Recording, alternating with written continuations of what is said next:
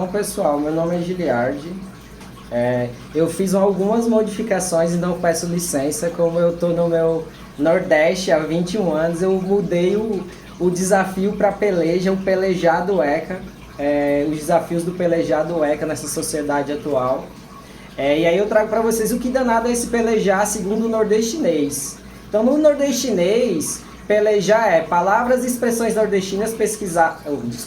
Pelejar é batalhar, combater, defender, forçar, insistir, lutar e sustentar. Ou tentar exaustivamente, que é o que eu percebo que a gente, enquanto SEDECAs, vem tentando nessa sociedade brasileira para fazer que o ECA seja implementado no nosso país. Então, de onde é que eu venho? Eu atuo no SEDECA Casa Renascer, que é uma instituição que foi fundada em 2 de janeiro de 91. A gente trabalha em 4 grandes linhas de ação. A primeira linha de ação é uma ação preventiva, onde a gente trabalha autoproteção nas escolas e formação sociopolítica e cultural com adolescentes do estado do Rio Grande do Norte. A segunda linha é a nossa linha que dá o nosso norte de trabalho, a proteção jurídico-social, que é onde a gente pega os casos emblemáticos e a partir dele a gente consegue discutir com a sociedade, com o poder público, quais são as formas de melhores formas de intervenção, quais são os principais desafios e como a gente pode atuar, principalmente numa atuação junto ao Ministério Público para a garantia de direitos de criança e adolescente. Tem a terceira linha, que é a incidência política, que é o que a gente faz através dos comitês, das redes e o que eu venho fazendo ultimamente na Comissão Intersetorial do Ministério de Direitos Humanos, que eu represento o Comitê Nacional, é onde a gente faz mais o controle social, e a formação do Sistema de Garantia de Direitos de Criança e Adolescente, porque a gente passou a entender que a formação é um pilar para a gente mudar muita coisa do que vem acontecendo. E aí tem um pouquinho de quem sou eu profissionalmente, então já foi falado, eu vou pular, mas eu venho de 7 anos dentro da assistência social e agora 8 anos dentro do SEDECA e sempre permeado por uma discussão com a universidade. Pessoalmente, só para vocês saberem de onde eu venho também, né? Eu nasci em São Paulo e vivi em São Paulo até os 11 anos de idade, onde eu morava na extrema periferia da Zona Leste, em um bairro chamado Vila Curuçá Velha. Aos 16 anos eu vim morar em Natal, morei até os 16 anos eu morei em Natal, dos 11 aos 16, e aos 16 anos eu voltei para São Paulo, retornando para Parnamirim, onde eu estou agora, aos 18 anos e onde eu estou até hoje. Para resumir, eu sou muito ruim de resumir as coisas, mas essa aula foi muito fácil. Resumir essa aula hoje é obrigação política, porque eu tenho muita raiva do termo vontade política, quando a nossa Constituição e o Estatuto diz que é obrigação. Então, obrigação política, mas orçamento prioritário, que está garantido também tanto na Constituição quanto no Estatuto da Criança e do Adolescente. Então, minha aula se resume a esse slide. Mas aí, para tentar trazer mais alguns elementos para a gente discutir, eu fui trazendo os pelejars que eu encontrei durante essa minha estada, principalmente no controle social. E o primeiro pelejar é o orçamento. A gente tem muita dificuldade de que todos compreendam o que é esse orçamento, o que é o orçamento municipal, o que é o orçamento estadual, o que é o orçamento federal, como a gente pode fazer incidência política para que no PPA a gente consiga enxergar a criança e adolescente, tem o monitoramento OCA que o SEDECA Ceará faz de forma fantástica, mas a gente está se perdendo em outros estados e municípios que sequer tenham o monitoramento do orçamento OCA. E se a gente não começar a monitorar o orçamento e fazer incidência, a gente começa a ter problemas, como por exemplo, aqui em Natal, há alguns anos, a gestão municipal faz sorteio na Loteria Federal para vagas em creches. Falta creche para criança e adolescente aí, é um direito fundamental, está na Constituição, está no ECA, a criança e adolescente é prioridade absoluta, mas a gente não vê a construção de creches e escolas em tempo integral que dê uma quantidade suficiente para que crianças, principalmente na primeira infância, consigam estar num processo de desenvolvimento mais pleno com a ajuda do serviço público. A gente tem no nosso país 3.118 municípios de pequeno porte. E aí já é um grande problema quando a gente está discutindo proteção à infância e proteção de direitos sexuais. Municípios de pequeno porte só tem CREA se for a vontade municipal com recurso próprio. E aí CREAS é uma ação fundamental para a gente trabalhar a média complexidade, para a gente trabalhar o enfrentamento à violação de direitos, e por não ter, olha o problema que a gente enfrenta. Não tem CREAS, então se colocou inclusive numa lei que o CRAS deveria assumir. E o CRAS, que já tem uma responsabilidade gigante de trabalhar as famílias do cadastro único, em especial as que recebem Bolsa Família, não consegue dar conta de acompanhar essas famílias. Sendo o Bolsa Família um pilar para a nossa mudança em estrutura social, a gente não consegue acompanhar essas famílias de forma mais próxima para a gente realmente conseguir fazer uma transformação social, mas a gente culpa essas famílias o tempo inteiro porque essas famílias, mesmo recebendo o Bolsa Família, não conseguem sair da situação. Mas a obrigação do governo de acompanhar e dar condições para essas crianças e adolescentes e famílias lidarem com seus processos não é dada, mesmo sendo obrigatório, não é dada. E como é que fica a situação desses municípios quando a nossa Constituição diz que eles não podem ter um CREAS a não ser que seja por vontade própria? Então, dos mais de 5.000, 3.118 tem um problema sério da implementação do ECA, que é ter um CREAS pelo menos. A gente traz nas legislações a importância de ter delegacias especializadas em todas as áreas. Aí, por exemplo, o estado de São Paulo não tem delegacia especializada do direito da criança e do adolescente. E isso é um grande problema. Delegados generalistas, ao pouco que eu acompanho nesse tempo, delegados generalistas, eles têm uma tendência a não cumprir as funções básicas de direitos humanos. E aí, por exemplo, no nosso estado, e esse é um ponto que eu posso trazer positivo da nossa governadora, ela investiu muito em segurança pública, tanto que a gente passou a ser a capital com menos problemas em relação a crimes do Nordeste, e a gente tem algumas delegacias que estão trazendo um trabalho muito importante, principalmente a Delegacia de Proteção à Pessoa em Vulnerabilidade, que compreende todas as delegacias da mulher, todas as delegacias de criança e adolescente e todas as delegacias de intolerância, seja religiosa, seja o racismo. Então, formar essa delegacia e colocar um delegado com mestrado em direitos humanos e com uma discussão para a infância, fez com que a gente conseguisse criar uma série de protocolos que fez com que a polícia trouxesse um pouco mais de humanidade nas suas ações, se é que é possível dizer que a gente tem humanidade em algumas ações da polícia. Falta orçamento para a gente discutir plano de cargas e carreiras, e aí cabe para a gente também dos SEDECAs. Como é que estão nossas contratações? Os nossos trabalhadores estão tendo as garantias que a gente defende? Como é que a gente está vendo os trabalhadores da assistência social, da saúde, da educação, especialmente da assistência social, que a gente não tem uma verba específica obrigatória? E veio a pandemia, a gente viu que foi a assistência social com redução de mais de 70% do orçamento. E aí é um problema, que se eu não tenho plano de cargos e carreiras e eu não tenho orçamento para formação continuada, eu jogo no colo dos profissionais a responsabilidade de dar certo ou errado. E aí, jogar nos profissionais que não estão tendo condições técnicas de realmente discernir como fazer a sua melhor atuação, a gente vai ter um problema sério, que é o que a gente está enfrentando hoje. Na minha opinião, a gente tem um país com as melhores leis de proteção à infância, mas a sua execução está muito aquém do que deveria ser. A gente está há 35 anos do ECA e ainda está discutindo a implementação do ECA e os desafios para essa implementação. Então, para mim, soa um pouco como absurdo. Eu acho que a gente tem que discutir sempre, mas discutir o que a gente vem discutindo, para mim, soa um pouco como absurdo, com o processo legal que a gente tem, já que o Brasil é um país legalista, mas aí eu vou deixar para Renato, que é o advogado daqui, para falar sobre isso. Mas aí é o problema do orçamento, e vocês vão perceber que em todos os meus slides vai estar o resumo, que esse é o grande problema que eu consigo enxergar. O Pelajá na formação do trabalhador. O ECA, no artigo 16, parágrafo 3º, traz a obrigação de formar continuamente profissionais da primeira infância para detectar sinais de risco de desenvolvimento psíquico, bem como acompanhamento que fizer necessário. O artigo 70, inclusão das políticas públicas de ações que visem garantir direitos da criança e do adolescente, desde a atenção do pré-natal e de atividade junto aos pais e responsáveis com o objetivo de promover informação, reflexão, debate.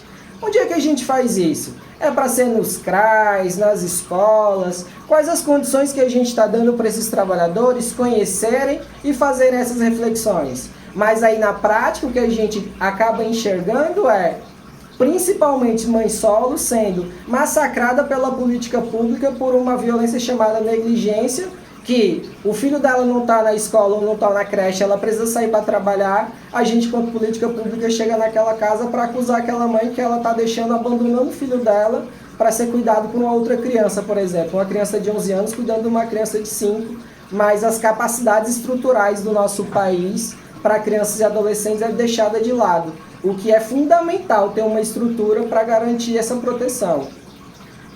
Aí, ainda na formação do trabalhador, o artigo 70A e 70B, principalmente com a legislação da Lei Menino Bernardo, trouxe uma série de discussões para a gente capacitar professores, educadores, membros da escola sobre como defender, como identificar casos de violência, como seguir um fluxo para acompanhar na política pública. A gente já tem uma legislação que diz que é prioridade ter profissionais que consigam reconhecer, tem uma legislação que diz que tem que ter psicólogos e assistentes sociais, pelo menos em polos, e a gente ainda tem muita dificuldade de implementação dessa legislação.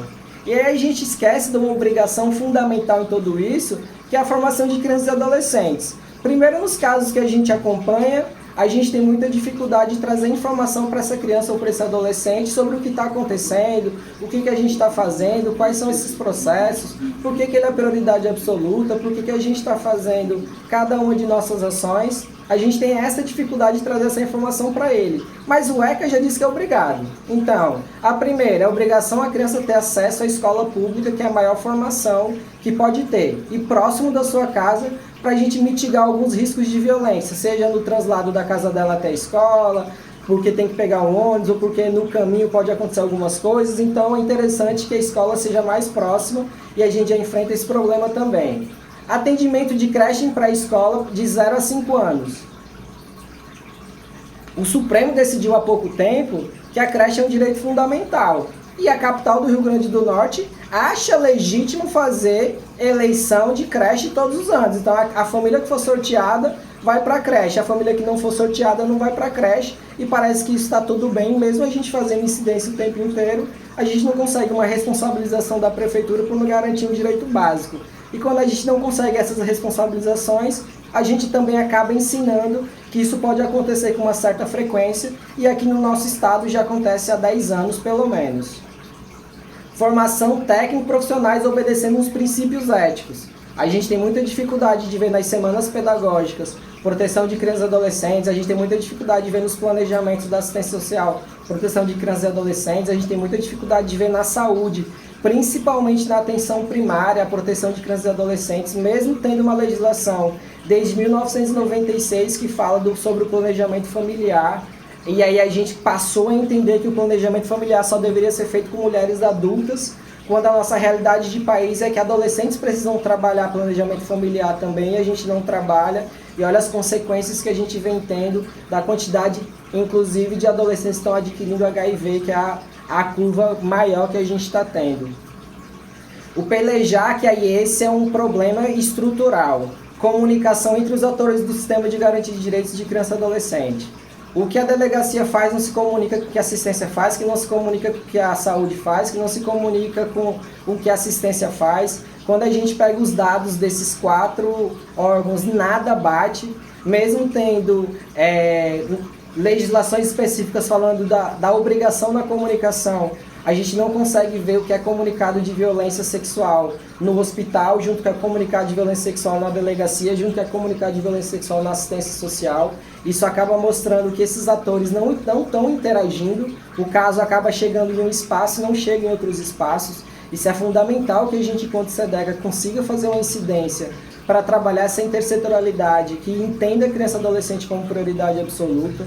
E já está no ECA desde 90, esse artigo não mudou desde 90, a comunicação ao Conselho Tutelar como obrigatória, e aí a gente passou a partir de 2017, com implementada a partir de 2018 a comunicação também ao Ministério Público e à Delegacia, mas a gente também acaba enfrentando esse problema. A gente enfrenta um problema sério das pessoas ainda acharem que eu só preciso denunciar se eu tiver certeza da violência. E aí eu não estou falando pessoas, a comunidade em geral, estou falando de trabalhadores.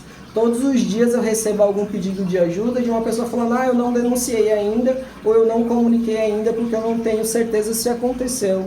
E olha como é problemático na vida de crianças e adolescentes. Eu vou trazer um exemplo. A gente, enquanto SEDEC, hoje está tendo uma atuação mais próxima com a Delegacia de Proteção, e eu vou trazer um caso que para mim foi muito emblemático para a gente refletir o quanto essa violência institucional é tão grave. Uma adolescente procurou um serviço de saúde, uma unidade básica, e relatou para uma médica uma violência sexual que ela estava passando. A médica entendeu que não tinha elementos o suficiente por diversas questões e não reportou o caso, nem ao Conselho Tutelar, nem à delegacia. 3 meses depois, essa adolescente procurou a delegacia e deu a sorte de quem está lá era o delegado, e o delegado a recebeu.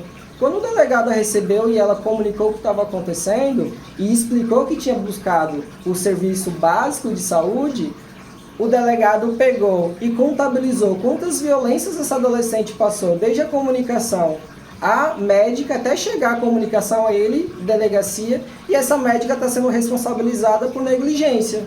Porque ela soube de uma situação, a gente já tem uma obrigação legal de violência institucional, de quando uma pessoa não cumpre com o dever, e uma adolescente foi violentada outras vezes numa situação em que a gente poderia evitar essa violência. Então a gente está nesse ponto, a dificuldade de comunicação entre os atores.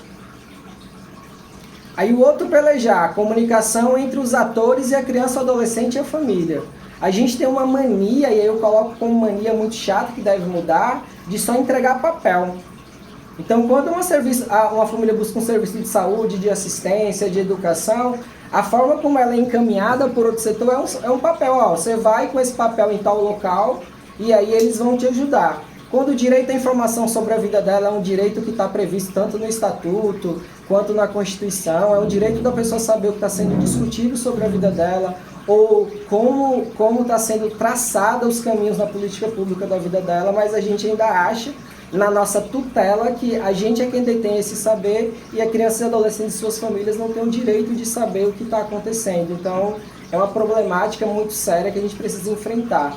A formação entre comunicação entre enquanto sociedade, já é uma obrigação de que qualquer pessoa, ao se deparar com uma situação de violência contra crianças e adolescentes ou de ameaça, a gente precisa levar o caso, comunicar o Conselho Tutelar, comunicar a delegacia, mas a gente ainda tem muita dificuldade de fazer essa comunicação, e não no sentido da responsabilização, de buscar rede mesmo para trabalhar o caso e buscar uma resolutividade para o caso. A gente ainda tem muita dificuldade de fazer essa comunicação, mesmo tendo na legislação 3.431 e 14.344 a obrigação de qualquer pessoa que tenha conhecimento tenha que comunicar. O outro pelejar, e eu já estou indo para os finais, o outro pelejar é o controle social. Garantir o ECA sem um controle social que funcione é muito difícil. E aí o CONANDA criou uma resolução, a 235, que é a implementação da 13.431, e a gente ainda tem muita dificuldade de perceber essa legislação nos municípios. Então, como é que o município vai receber um caso de possível violência sexual? Qual é o seu protocolo? Qual é o seu fluxo? Como é que ele recebe essa criança? Como é que ele comunica essa criança? Como é que ele solicita um depoimento especial quando é necessário? Como é que está sendo realizada a escuta especializada no âmbito dos órgãos que precisam fazer essa escuta especializada? Está tendo discussão, está tendo informação continuada?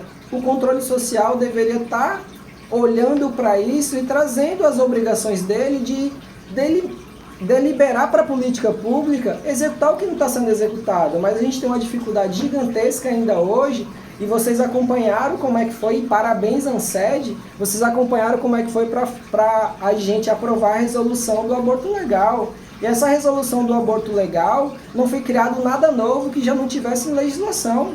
E olha como foi difícil, e olha como foi importante a sociedade civil organizada tá junto, porque a gente só conseguiu derrubar derrubar o que o governo estava fazendo, porque o governo todo votou contra. A gente só conseguiu derrubar o que o governo estava fazendo porque a sociedade civil inteira ficou junta. Essa é a importância da gente enquanto SEDEC, essa é a importância da gente enquanto ANSED. Mesmo sendo um governo que se traz como de esquerda, a gente não pode baixar a cabeça para o governo e achar que é porque é do nosso campo, é porque tem uma discussão boa, tão quanto a nossa, a gente tem que aceitar os desmandos do que os governos vêm fazendo. E essa resolução, para mim, é o exemplo mais prático do que a gente pode dizer da problemática do controle social. A gente não consegue fazer isso em outros conselhos de direitos, principalmente conselhos de direitos do interior. nas capitais a gente ainda consegue ter uma discussão mais acalorada, consegue fazer um trabalho mais contínuo, mas quando a gente vai para os interiores do estado, que é a grande maioria do nosso país, a gente não consegue. E aí a formação continuada dos conselheiros de direito também, que acaba não tendo, e isso gera uma série de problemas. E aí a gente começa a entrar na política pública, né, no sistema de garantia de direitos. O pelejado Conselho Tutelar. Para mim, o Conselho Tutelar, junto com a gente enquanto SEDECAS, é a maior revolução do Estatuto da Criança e Adolescente. É a gente discutir enquanto sociedade o que deve ser para a criança e adolescente, quais são as formas do que a gente entende e como é difícil perceber como os conselhos tutelares estão sendo colocados no nosso país. Seja porque a religião está chegando de forma muito pesada, e aí eu não quero entrar no demérito de qual religião ou quais, mas quando a gente mistura, enquanto um país laico, religião e política pública, a gente tem sérios problemas. Então a quantidade de membros de igrejas, principalmente neopentecostais, que estão assumindo os conselhos tutelares, tem me preocupado bastante. O não orçamento para o Conselho Tutelar, a gente não vê orçamento para capacitação, não vê orçamento para estrutura. Por exemplo, a capital aqui do Rio Grande do Norte já deveria ter mais outro Conselho Tutelar na região norte e na região oeste. Está na legislação e a gente está no quarto PPA, vamos entrar no quarto PPA, que é colocado o Conselho Tutelar, e a gente não consegue garantir a construção desse Conselho Tutelar e de mais um CRES para cada região. E a gente está falando de uma região que já está com bem mais de 300 mil habitantes, que para a nossa capital é muita coisa. A gente tem uma dificuldade do Conselho Tutelar tomar decisões enquanto Conselho Tutelar, e aí o que a gente acaba vendo é um conselheiro tutelar aplicando medida protetiva, e aí da forma mais absurda possível, que não tem como a gente sequer seguir, mas a legislação diz que só quem pode mudar uma aplicação de medida do Conselho Tutelar é uma autoridade judiciária, mas eu entendo que se é um conselheiro aplicando e não um colegiado, essa decisão, essa medida já está inválida por si só, e a gente tem que começar a trabalhar para que os conselhos tutelares consigam aplicar medidas corretas e medidas que sejam mais coerentes, principalmente conhecendo a política pública. A gente entra na assistência social, que para mim é um grande desafio, muito mais pela questão orçamentária. Tem muita responsabilidade no que diz respeito à criança e adolescente, é onde a gente mais enxerga dentro das políticas orçamentárias, mesmo que pouco, criança e adolescente, mas em detrimento a outras políticas é o que mais acaba aparecendo. E tem muita dificuldade da própria implementação. Primeiro, porque a forma de contratação que a assistência social faz pelo país afora é uma contratação de processos seletivos ou muito não, de um contrato muito mal feito, em que o trabalhador não tem a condição de bater de frente com a gestão municipal, por exemplo, e fazer uma defesa de forma mais efetiva, porque a chance dele ser demitido é muito alta. Os municípios e o governo federal têm muita dificuldade de transferir orçamentos, então a gente pega, por exemplo, se a gente pega a região norte do país, eu tenho muito dialogado com o estado do Amazonas. Se você pega um CRAS de São Gabriel da Cachoeira, que fica no interior do Amazonas, e um CRAS aqui do Rio Grande do Norte, não tem como esses dois CRAS trabalharem com o mesmo orçamento. São Gabriel da Cachoeira precisa de 8 horas de barco para fazer uma visita. Aqui a gente faz uma visita em 15, 20 minutos. Se a gente não começar a refletir sobre orçamento que realmente funcione, como é que esses trabalhadores e como é que a gente vai fazer incidência e litigância para que se consiga executar a política pública? Se não tiver no orçamento, a gente não vai conseguir executar. O acompanhamento especializado de crianças e adolescentes, eu trago mais uma vez. A gente tem mais de 3.100 municípios de pequeno porte no nosso país. E quando a gente está falando de pequeno porte 1, a obrigatoriedade do CREAS não existe, não é uma responsabilidade do município. E aí o que vem fazendo é colocar uma pessoa de referência, que para mim é um absurdo. Como é que uma única pessoa, seja ela assistente social, advogado ou psicólogo, vai dar conta da média complexidade de qualquer município do nosso país? Então, soa como um absurdo e faz a gente só cobrar muito mais de um trabalhador que vai estar sozinha na ponta para tentar resolver todos os problemas. A gente entra no pelejar da educação, seja para fazer escuta de crianças e adolescentes. É o local em que mais é revelado, e aí a nossa legislação diz que a revelação espontânea tem que ser feita com quem a criança buscou. E aí, como é que estão preparados os inspetores das escolas, como é que estão preparados o pessoal da cantina, como é que está preparado o pessoal do apoio. Muitas vezes são essas pessoas que as crianças e adolescentes buscam por ser a pessoa que mais dá afeto para elas, porque a gente precisa falar sobre afeto na educação. Essa discussão na educação do que a gente ainda está tendo muito, e muito mais porque os professores estão extremamente sobrecarregados, estando numa sala com 30, 40 alunos para dar conta com todas as coisas, eles acabam perdendo o equilíbrio e acabam também descontando em crianças e adolescentes, porque a gente não consegue discutir orçamento prioritário para melhorar a estrutura para trabalhadores e para que a política pública funcione efetivamente. E a gente entra no pelejar da saúde. O artigo 8º do ECA diz: é assegurado a todas as mulheres o acesso aos programas e às políticas de saúde da mulher e de planejamento reprodutivo e às gestantes, nutrição adequada, atenção humanizada à gravidez, ao parto, ao puerpério. E aí a gente vai para as políticas básicas de saúde, onde é que está a busca ativa para gestantes? E quando a gente está falando de adolescente, como é que está o planejamento familiar?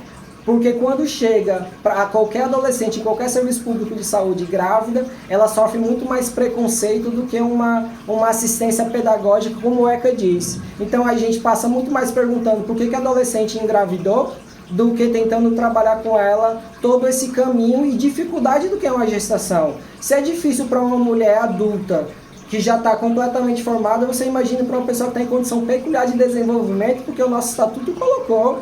Então, olha como a gente está dando resposta a essas pessoas. Aí veio a Lei 3.431, a presidente Dilma, inclusive, criou uma legislação que ficou conhecida como Lei do Minuto Seguinte, porque os nossos hospitais se negavam a atender os casos de violência sexual. Precisou criar uma legislação para dizer: olha pessoal, é sua obrigação atender, ninguém está pedindo para vocês fazer perícia, mas é necessário um atendimento para fazer os primeiros cuidados. Se o hospital tiver condições de fazer cadeia de custódia e tiver vínculo, faz a cadeia de custódia, mas é um cuidado inicial. A gente precisou criar uma legislação em 2010 e a gente ainda está tendo dificuldade de fazer o aborto legal. Todo mundo lembra o que foi em 2020, a menina do Espírito Santo que precisou vir para Pernambuco. Para mim foi a situação mais absurda que aconteceu e eu ainda não sei o que se deu para os médicos do Espírito Santo, o que deu para a rede do Espírito Santo, o que deu para o governo do Espírito Santo.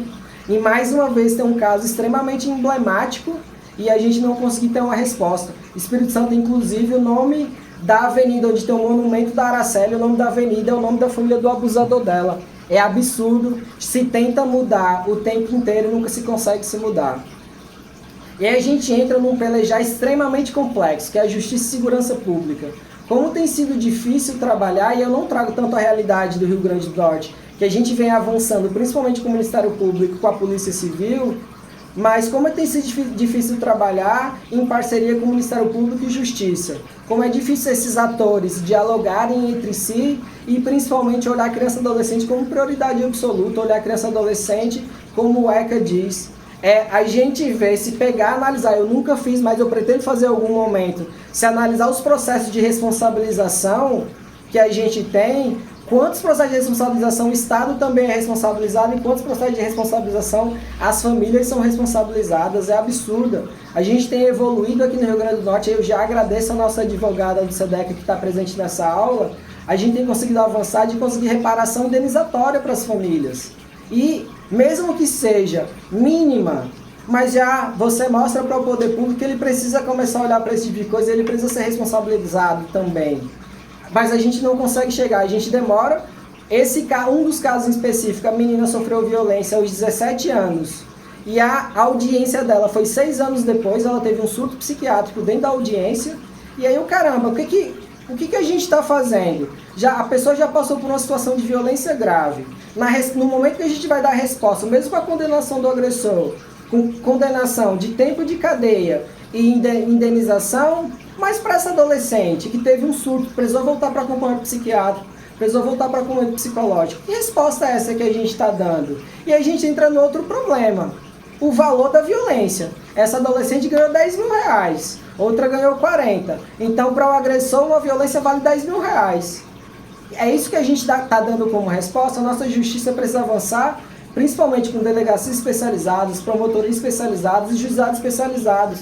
locais em que a gente tem varas, promotorias e delegacias especializadas, a gente consegue avançar no diálogo e consegue avançar em protocolos de não revitimização.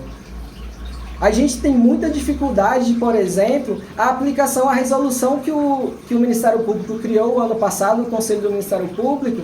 É muito difícil dos próprios promotores cumprirem. E olha que foi o conselho deles quem criou. Mas essa resolução que faz um diálogo como deve ser, estabelecer a relação Ministério Público e demais atores do sistema de garantia de direitos, ela não é cumprida. Acaba sendo cumprida nas promotorias especializadas, mas as promotorias generalistas, que são a maior quantidade que a gente tem no nosso país, ela não é cumprida. E aí entra a forma da sua cadeia de formação da sua cadeia de impacto. A partir da Lei 3.431, o Judiciário, o Ministério Público, ele é obrigado a capacitar todos os seus atores para não revitimização, para conduzir com protocolos crianças e adolescentes que sofreram violência sexual, e aí nem a Justiça consegue cumprir o que ela determina, o que é uma lei nossa.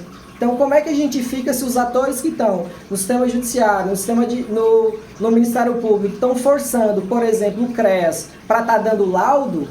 Isso acaba com o acompanhamento daquela família, porque aquele CREAS pode acompanhar aquela família para uma outra situação em que ela seja a família vitimizada e não a família que está sendo responsabilizada. Colocar na mão do CREAS a responsabilidade do parecer para dizer se uma violência aconteceu ou não, é distanciar aquela família da assistência social. Porque aquela família, mesmo a que foi responsabilizada e o agressor precisava ser responsabilizado, em algum determinado momento aquela família pode precisar da assistência social de outras formas, e enquanto direito social. E como é que aquela família vai ter confiança de buscar um serviço que contribuiu ativamente para a prisão de dos seus membros? É por isso que a gente tem divisão dos poderes, é por isso que a gente tem divisão da própria política pública. O maior avanço que eu percebi, apesar de ter muitas críticas à Lei 3.431, é justamente dividir o que é proteção e o que é responsabilização, o que é responsabilidade de cada um desses atores. Então, na minha opinião, deve ser de muita influência nossa incidência política a gente conseguir colocar na prática o que essa legislação está dizendo minimamente. E aí, pessoal, só para finalizar, essas foram as referências que eu usei, e todas as minhas falas eu termino com essa música por um motivo. Eu fui uma criança que sofreu estupro aos 9 anos de idade e hoje trabalho com enfrentamento à violência sexual. E eu só passei a falar sobre isso quando eu passei a ser respeitado pelo que eu faço. Porque isso aqui é o que a gente faz com as pessoas e com as famílias. Essa é uma música que Maju, Pablo Vittar e Emicida fizeram, pegaram a música de Belchior e fizeram uma nova versão, que ela diz: permita que eu fale, não as minhas cicatrizes. Elas são coadjuvantes, não. Melhor figurantes, que nem devia estar aqui. Permita que eu fale, não as minhas cicatrizes. Tanta dor rouba a nossa voz. Sabe o que resta de nós? Alvos passeando por aí. Permita que eu fale, não as minhas cicatrizes. Se isso é sobrevivência, me resumir a sobrevivência é roubar um pouco de bom que eu vivi. Por fim, permita que eu fale, não as minhas cicatrizes. Achar que essas mazelas me definem é o pior dos crimes, é dar troféu ao nosso algoz e fazer nós sumir por aí. Muitas vezes, mesmo quando a gente consegue ajudar crianças e adolescentes, a gente lida com eles como as suas cicatrizes e não as fortalezas que crianças, adolescentes e famílias têm. A gente só vai avançar na proteção quando a gente olhar para os atores que precisam da gente de forma mais humana e de forma mais cuidadosa, olhando as suas potencialidades e trabalhando as suas dores, mas trabalhando com potencialidade e não com ataque ou fazendo com que essa pessoa se veja enquanto violência que passou e não enquanto o ser maravilhoso que ela possa ser. Meu muito obrigado e me desculpa se eu me estendi um pouco.